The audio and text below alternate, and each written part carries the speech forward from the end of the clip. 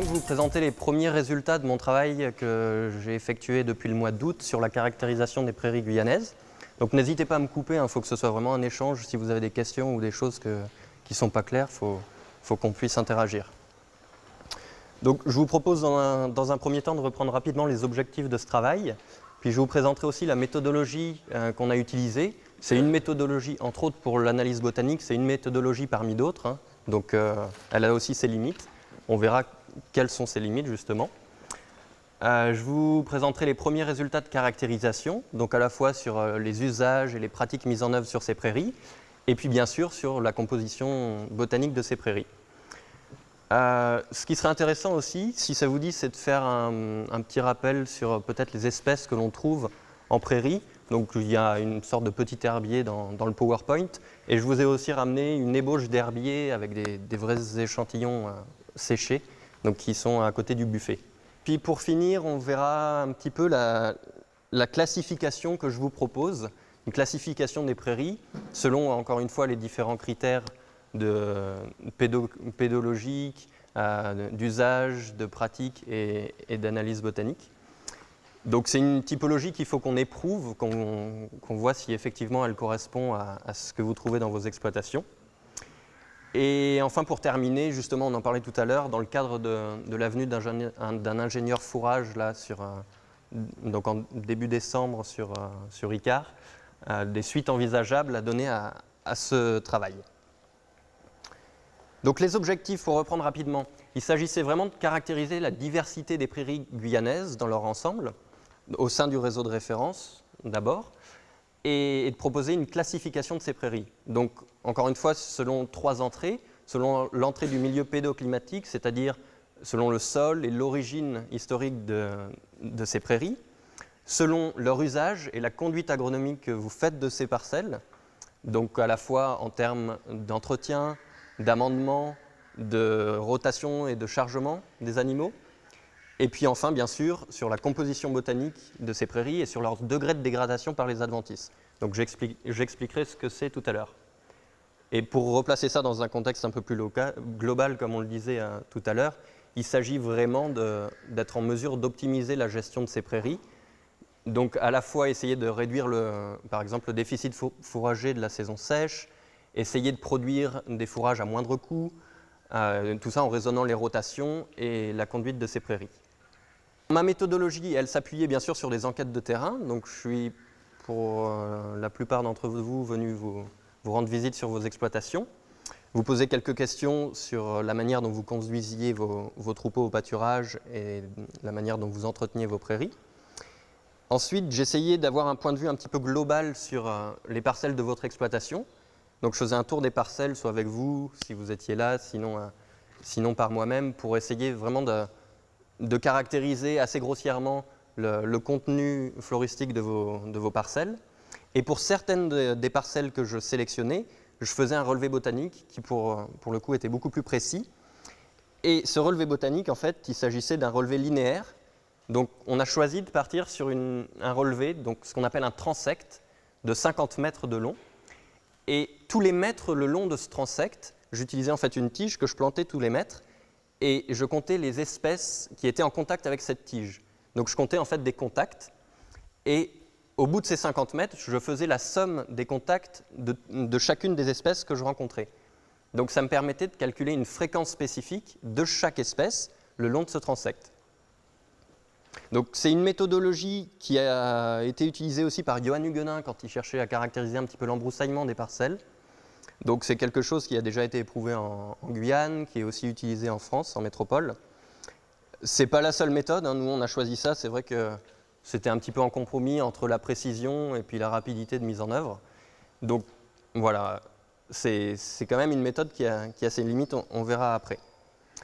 Voilà, donc je calculais des fréquences spécifiques en fonction justement du nombre de contacts sur les 50 points du transect. Donc là, je prends un exemple sur une prairie que j'ai caractérisée.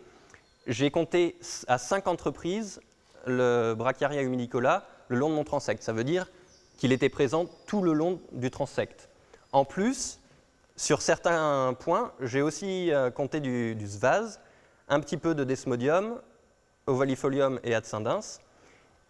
et quelques têtes nègres, les Spermacos verticillata. Donc quand j'en fais la somme, j'ai une somme de contacts. Donc j'ai eu 87 contacts sur mon transect de 50 mètres. Et ensuite, j'en calcule une contribution spécifique. Alors ça, c'est un indicateur synthétique qui nous donne une idée en fait de la proportion de chaque espèce parmi le cortège spécifique total, parmi le cortège floristique. Donc là, ramené en fait au total des contacts, j'ai 57% de kikuyu. Et un autre indicateur qui nous intéresse assez fortement, c'est la contribution spécifique de toutes les adventices. Et cette contribution spécifique, c'est ce que Johan Huguenin appelait justement le degré de dégradation. Donc le degré de dégradation, comme on l'entend ici, c'est vraiment la contribution spécifique de l'ensemble des adventices. Donc ça n'a rien à voir avec un taux de recouvrement par les broussailles. Comme on en a parlé pendant la formation à MAE, pour ceux qui étaient là la semaine dernière, le taux de recouvrement par les broussailles, c'est vraiment une estimation visuelle du recouvrement par des broussailles de plus d'1 an. Donc ça n'a rien à voir avec cette méthode-là, qui nous permet de déterminer un degré de dégradation, et dans laquelle, dans ce degré de dégradation, on regroupe en fait toutes les adventices. Que ce soit des broussailles de plus d'1 an, ou que ce soit des petits carex qui sont sous le kikuyu. C'est vraiment une méthode qui a ses limites. Comme je vous l'ai dit, on ne peut pas avec ça calculer un taux d'embroussaillement, on calcule vraiment un degré de dégradation. C'est une méthode qui ne permet pas de rendre compte non plus de la proportion de la biomasse de chaque espèce parmi l'ensemble de la biomasse de la prairie. Donc, par exemple, là je prends l'exemple du Bulbostylis et du Midicola. Le Bulbostylis, c'est un petit carex très rare que l'on trouve souvent sous l'humidicola.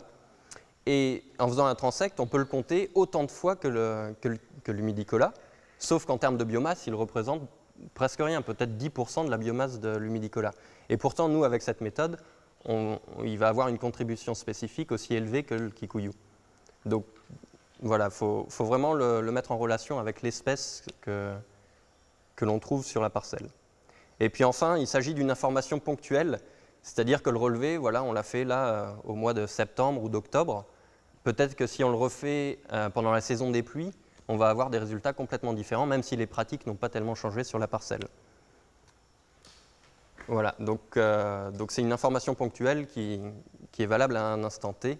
Et si on le refait, par exemple, si on refait des relevés l'an prochain, c'est vrai que ce serait intéressant de les refaire à peu près à la même période, dans le sens où il y a peut-être des espèces qui vont être surexprimées à la saison sèche et sous-exprimées en saison des pluies.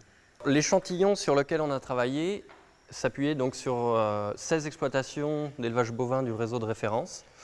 On n'a pas travaillé sur les exploitations en petits ruminants, c'était des surfaces relativement modestes, et donc on n'a pas travaillé dessus. Et puis il y a quelques exploitations du réseau qui n'ont pas pu être enquêtées non plus. Donc au final, c'était 16 exploitations.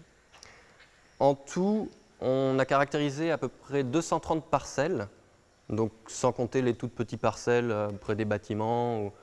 Bon, ça n'a pas été exhaustif chez tous les exploitants, mais ça couvrait quand même la majeure partie des surfaces de chaque exploitation.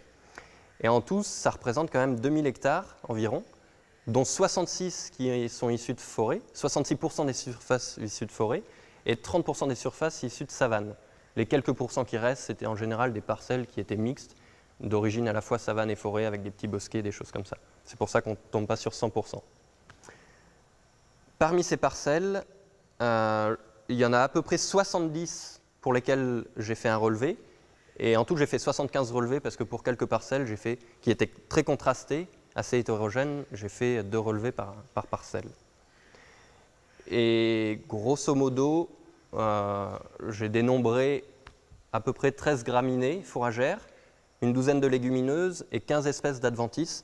Bon, ça, c'est vraiment pas beaucoup, hein. On aurait pu en dénombrer beaucoup plus, entre autres sur des savanes entre guillemets naturelles, où là il y a vraiment une diversité assez importante, ou sur du recru forestier, où là aussi on va trouver plein d'espèces à la fois ligneuses et herbacées.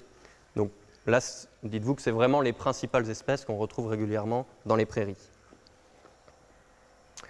Alors les premiers résultats botaniques font apparaître bien sûr la prédominance du kikuyu, donc Brachiaria humidicola, qui est l'espèce principale sur 65% des surfaces. Donc il peut être associé à d'autres espèces, mais sur 65% des surfaces, c'est celui qui va apparaître le plus souvent dans nos relevés botaniques.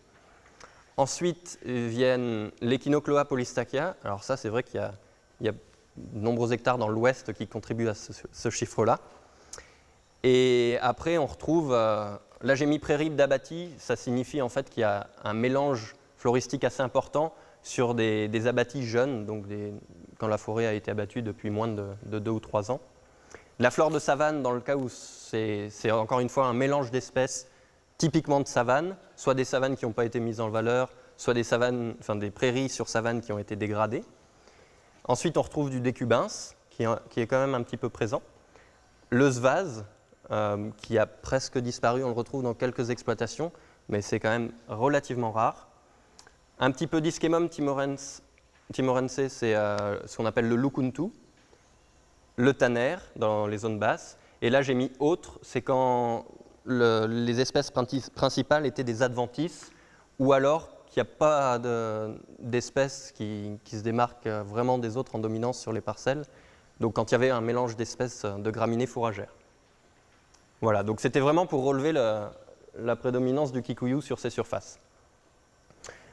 Juste quelques chiffres justement sur les contributions spécifiques des adventices, qui est en moyenne de 24%. Donc, vous inquiétez pas par rapport au taux de recouvrement dont on parlait par exemple pour les MAE. On cite souvent ce chiffre de 20%, ne dépassez pas 20% d'embroussaillement. Là, 24%, ça ne signifie pas du tout la même chose. Hein, parce qu'effectivement, il y a soit des petits carex, soit des espèces qui ne sont pas du tout ligneuses et qui contribuent fortement à ce chiffre de 24%. Et cette contribution spécifique, elle va de 0%, ce qui signifie que dans certaines parcelles, on ne trouve aucune, ou en tout cas sur les relevés que j'ai effectués, on ne trouve aucune adventice, aucune mauvaise herbe, et jusqu'à 100% dans le cas de parcelles complètement dégradées où on ne trouve plus de fourragères, ni légumineuses, ni graminées. Un chiffre moyen aussi de contribution spécifique des... J'ai pas précisé, oui si, c'est des adventices là en fait. Donc contribution spécifique des adventices sur l'humidicola qui est de 19%. Donc en moyenne sur toutes les parcelles où l'humidicola était dominante, on trouvait 19% de degré de dégradation par les adventices, alors que sur le décubins, il est de 26%. Donc c'est juste deux chiffres pour vous montrer qu'effectivement, le kikuyu a tendance à être beaucoup plus propre, entre guillemets, j'aime pas trop ces termes propre, sale, c'est assez subjectif, mais en tout cas, il est beaucoup plus propre que le décubins. Et à propos des adventices, justement, juste pour noter que Mimosa pudica, donc la sensitive, et Spermacos verticillata, la tête nègre, sont les adventices dominantes dans 50% des prairies. Donc c'est vraiment les deux principales adventices des prairies guyanaises. Et si on rajoute les cyperacées, on arrive vraiment à des taux importants Enfin, ces trois familles représentent des taux importants d'adventices dans les prairies. Bon, il faut savoir que les cyperacées, c'est une grande famille aussi, donc on met dedans plein d'espèces qui peuvent faire 3 cm de haut comme 1 mètre de haut. Alors, quelques résultats sur les pratiques.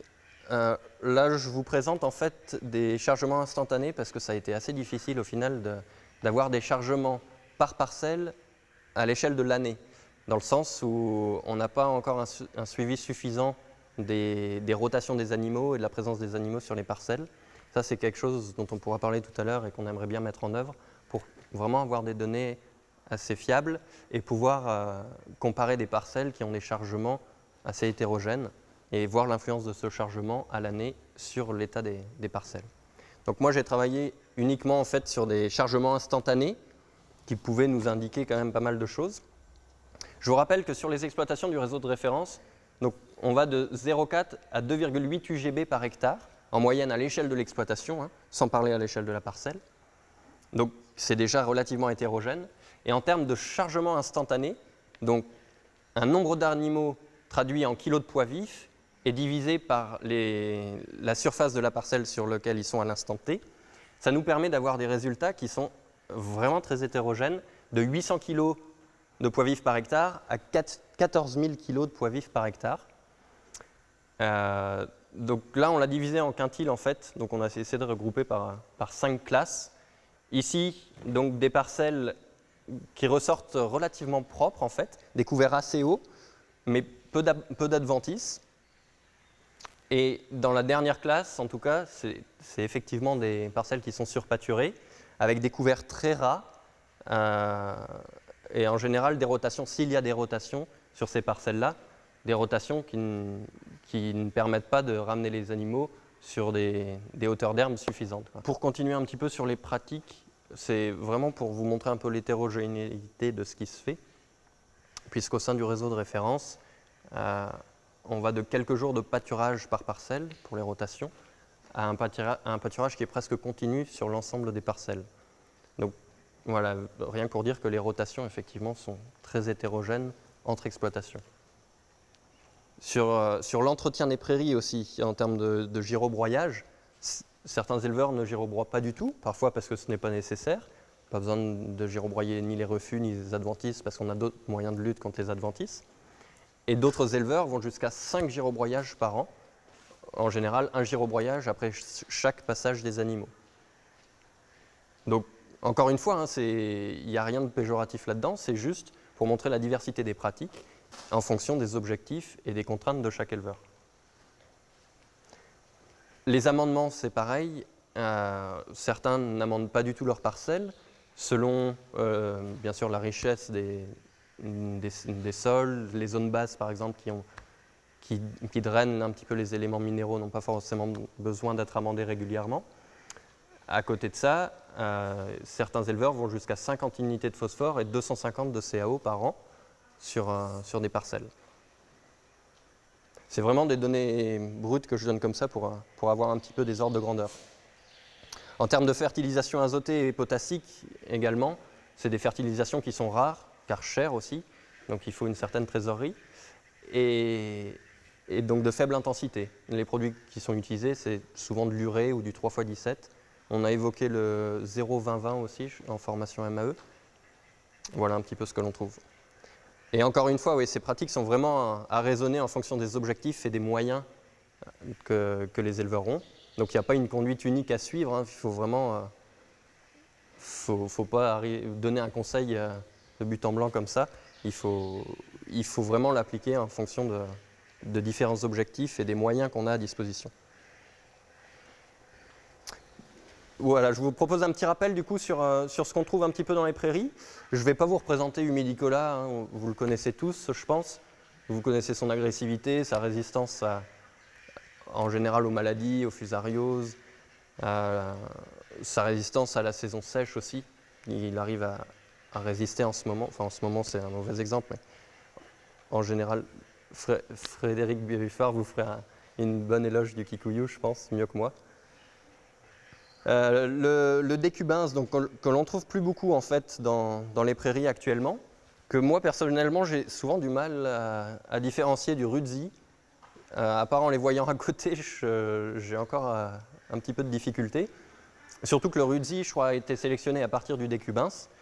Donc ce sont deux espèces que l'on retrouve un petit peu plus dans les zones hautes par rapport au kikuyu, qui sèchent relativement d'ailleurs en saison sèche, mais qui ont la capacité de repartir assez rapidement. On l'associe par exemple pour la création de prairies, on l'associe au kikuyu pour qu'il puisse vraiment couvrir le terrain assez rapidement et que le kikuyu prenne lentement la place derrière lui. Le rudzi, lui qui est à droite, là, on le retrouve parfois dans quelques parcelles, il arrive à ressortir, mais en termes de surface, c'est quand même très limité. Le svaz, donc lui qui a été introduit dans les années 70, peut-être même avant, donc c'était vraiment l'espèce prédominante pendant le plan vert, qui a été favorisée à cette époque-là, mais qui est quand même à la fois sensible à la sécheresse, à certaines attaques d'insectes, et donc ce qui explique qu'il ait tendance à disparaître en ce moment, même si on en retrouve de temps en temps dans les parcelles sous le kikuyu. Le tanner, que lui on trouve en zone basse. Alors ce que j'entendais dernièrement, c'est qu'il y a parfois un souci sur le tanner quand on le fertilise en azote. Il provoquerait des problèmes rénaux sur les animaux. Un petit peu les mêmes symptômes qu'une pyroplasmose. Alors ça, on n'a pas beaucoup de références dessus, ce serait vraiment intéressant d'en savoir plus. En tout cas, en zone basse, c'est une graminée assez intéressante avec un potentiel fourrager vraiment important. Par contre, qui est sensible, comme là sur cette photo, ça a été pris il y a un mois, des attaques de... Je ne suis même pas sûr que ce soit des noctuelles, mais des attaques d'insectes qui sont assez importantes. L'Echinocloa polystachya, donc qu'on trouve principalement en zone basse, dans des sols relativement riches. Donc ça, c'est vrai que c'est une plante sur laquelle il y a pas mal d'espoir en ce moment parce que c'est un potentiel fourrager relativement important à l'hectare. Le seul souci, c'est qu'il faut vraiment lui laisser le temps de repousser après un pâturage. C'est des temps beaucoup plus longs que sur le kikuyu. L'Ischemum timorense, c'est celui dont je vous parlais, le lukuntu, qui a souvent des feuilles rougissantes et alors qui peut manquer d'appétence parfois. Effectivement, les bovins parfois ne le consomment pas, alors qu'il a quand même des qualités assez intéressantes, en particulier en foin. C'est plus des graminées aussi qu'on retrouve soit sur les bords de route, soit qui peuvent être semées aussi à la création d'une prairie. Donc le Brachiaria brisanta qui devient relativement haut, et le Panicum maximum, ce qu'on appelle le Guinea grasse, qui devient vraiment très très haut. Il y a vraiment plein de sous-espèces ou de cultivars différents de cette espèce-là. Mais alors, pareil, qui peut être consommée quand elle est jeune, mais qui est beaucoup moins appétante une fois qu'elle est montée en tige comme ça. Ça, c'est pour l'anecdote, parce que c'est une espèce que j'ai trouvée dernièrement. L'Hyménacte amplexicolis, c'est une plante de zone basse, on en trouve beaucoup dans l'ouest aussi. Et ça me paraissait intéressant parce que c'est très consommé par les animaux. En termes de fabacées, de légumineuses, moi j'ai adopté le terme fabacée parce que c'est le nom de la famille, mais ça reste des légumineuses. Il y en a quand même une diversité relativement importante, à la fois introduite et naturelle, parmi lesquelles ce qu'on retrouve le plus souvent, c'est quand même les desmodiums. Alors les desmodiums, c'est aussi une grande famille, comme l'ovalifolium qui a été lui sélectionné et introduit, l'adscendens, le triflorum, l'hétérophyllum. Tout ça, c'est pas toujours évident de les distinguer.